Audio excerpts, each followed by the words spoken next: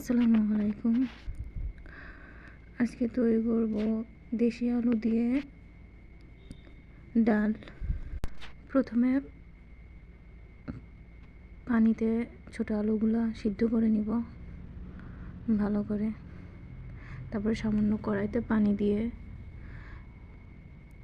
কাঁচামরিচ, পেঁয়াজ, রসুন, হলুদ গুঁড়া, জিরের গুঁড়া, ধনে গুঁড়া দিয়ে লবণ দিয়ে সিদ্ধ করে নিব। ভালোভাবে সিদ্ধ হয়ে গেলে একটু ঘেটে নিব।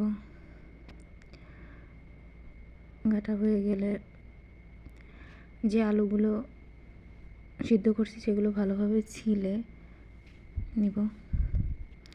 আলুগুলো ভালো করে চটকায় নিব যাতে একেবারে মিহি হয়ে যায়। চটকানো আলুগুলো এখন গরম পানির মধ্যে দিয়ে দিব।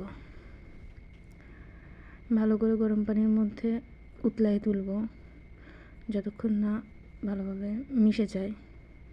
তারপর সামান্য তেল দিয়ে তেলের মধ্যে পেঁয়াজ কুচি, রসুন কুচি ও শুকনো মরিচ দিয়ে তারপর পাঁচফোড়ন দিয়ে ভেজে নেব। তারপরে আগে থেকে ম্যারিনেট করা ডালটা পাঁচফোড়নের মধ্যে পেঁয়াজ কুচির মধ্যে দিয়ে দেব। এভাবে তৈরি হয়ে যাবে ছোট আলুর ডাল রান্না। যদি ভালো হয়ে থাকে